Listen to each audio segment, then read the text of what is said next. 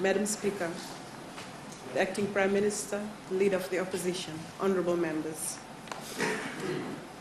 I rise to present my contribution to the appropriation bill before the House. Firstly, I would like to congratulate the Honorable Minister for Finance and his team for presenting a well-balanced and inclusive budget. A budget which addresses all critical aspects of a vibrant and growing economy, including infrastructure, education, health, the marginalized in society, agriculture, fisheries, forestry, and of course, land management.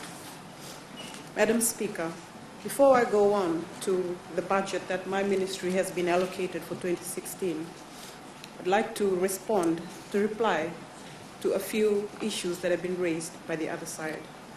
First of all, I'd like to place on record my disappointment at the continuous personal attacks against members, particularly those that are unsubstantiated, those that don't have the backing of facts.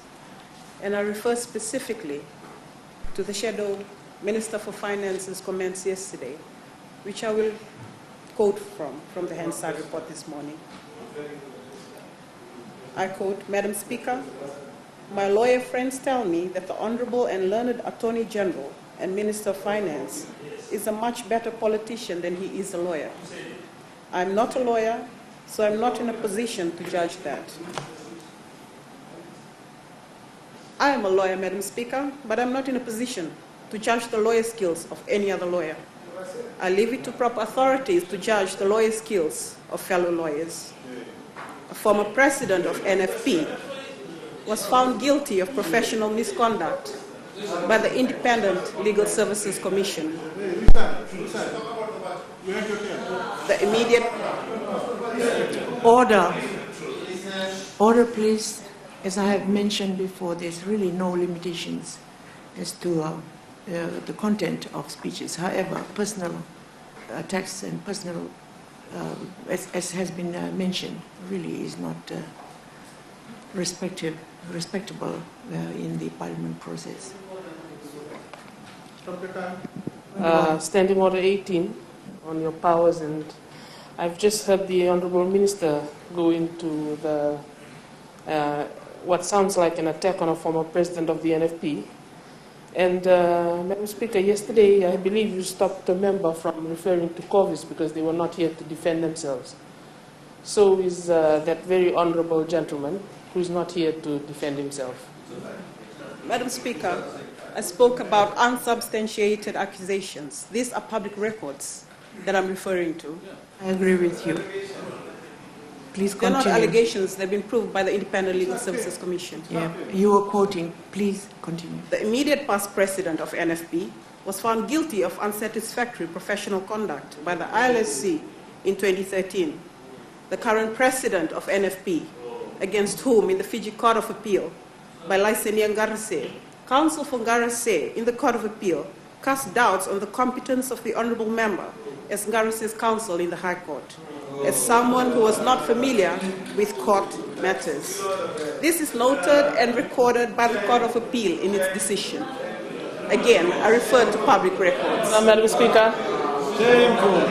Point of order, Madam Speaker. Point of order.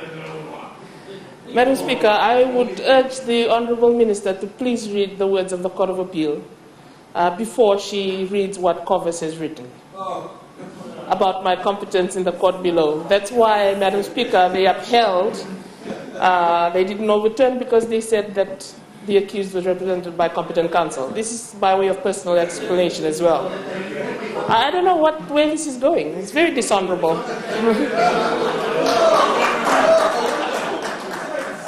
My very point, Madam Speaker, it is not nice, it is not fair to hurl personal allegations against members. If it was being done against me, I'd stand up and defend myself too. Did you hear the Attorney General stand up and defend himself yesterday? No.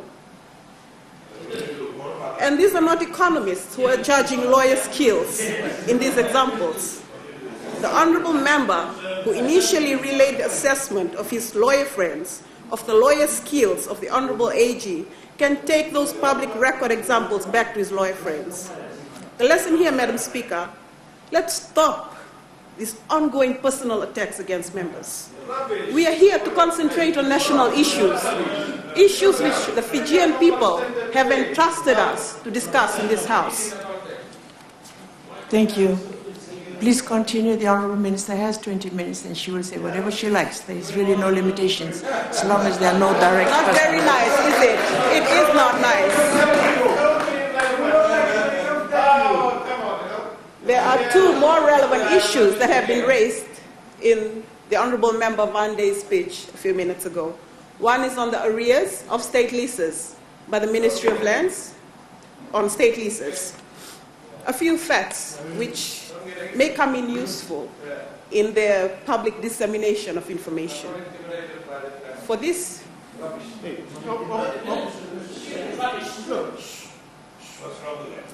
please be more respectful. Point of order, Madam Speaker. Point of order. I think when members interject from the other side, they got to be respectful. They can show their anger outside this House. I'm not intimidated by this kind of anger from the other side. Thank you. Thank you, the Honourable Member. The Honourable Member was not intimidated, so there will be no further interjection on that. Please continue. On the arrears of state leases, for this year, the Ministry of Lands had a target of collecting $16 million of arrears on state leases. As at the end of the third quarter of 2015, the Ministry has managed to collect $12.4 million of that $16 million. So I take my hat off and I thank the hard-working team on the Arrears Task Force for the Ministry of Lands. On the squatters issue, I will deal with that within my speech. For next year, the Ministry of Lands has been allocated a sum of $31 million.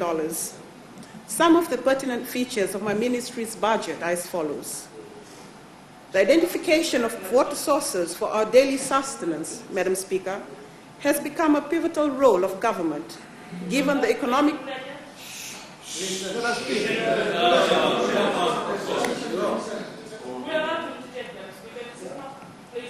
Please carry on.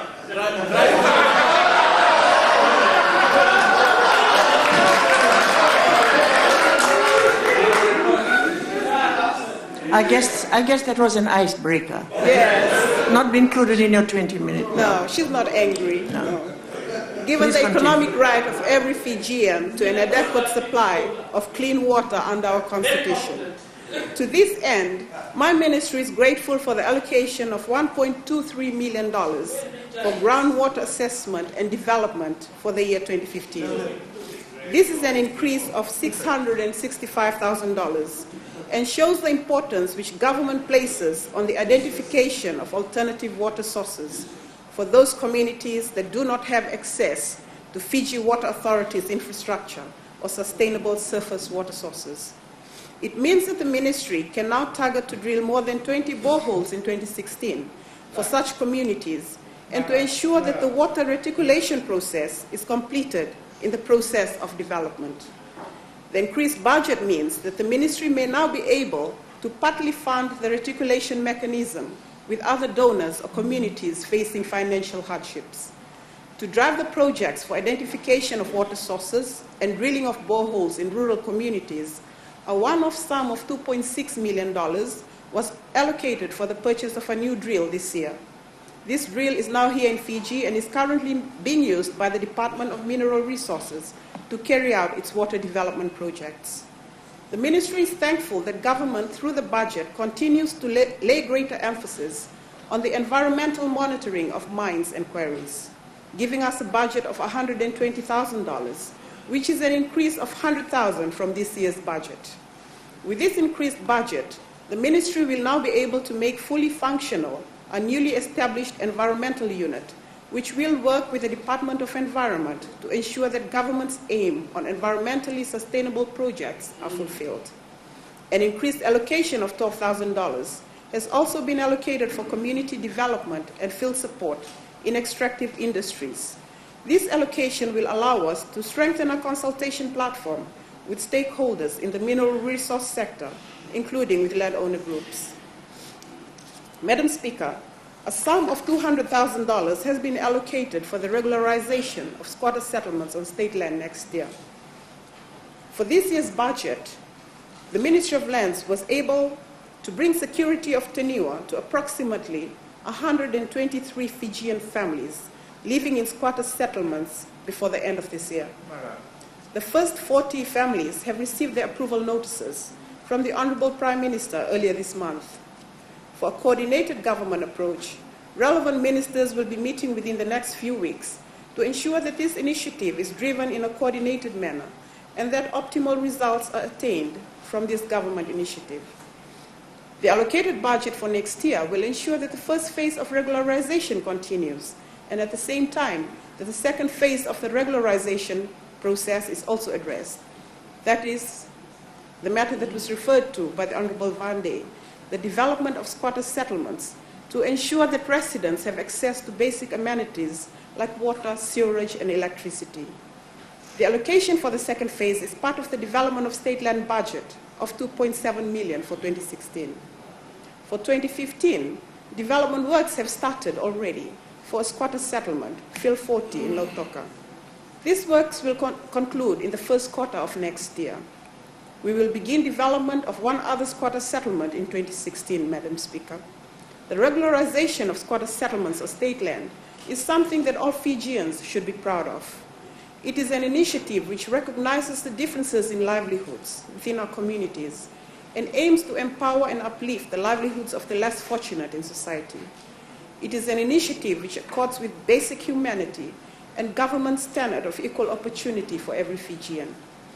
To bolster Fijians' capacity in the use of geospatial capabilities in land management and other sectors, an increased allocation for $600,000 for the acquisition of satellite imagery to replace the outdated and costly aerial photography.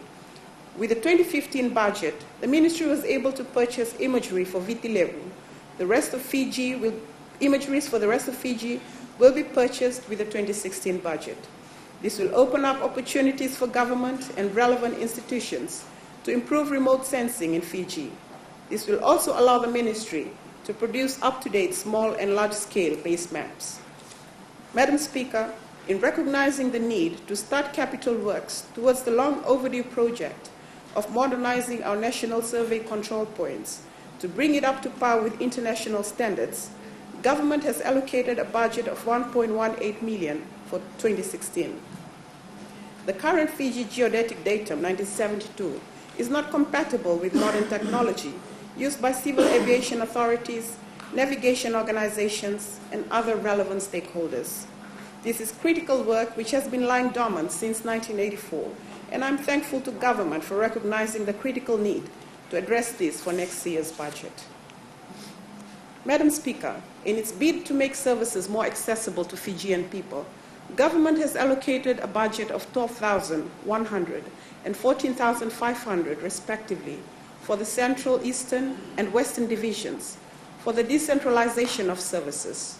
For 2015, the Ministry has, within the existing office structure, created internal decentralized units in anticipation of creating standalone units in the long term. With this budget for 2016, the Ministry will be able to take further steps to start building up and strengthening these envisioned standalone decentralized units in Nausori and one other location in the Western Division. Madam Speaker, in its effort to manage the government land reform program, which includes the land bank, the land use division has been allocated an operational budget of $200,000 for its land reform and retain its land bank budget of $2.5 million.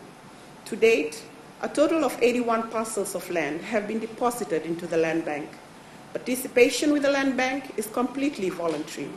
No land-owning unit can be forced to deposit their land in the land bank unless consented to by 60% of the members of the land-owning unit.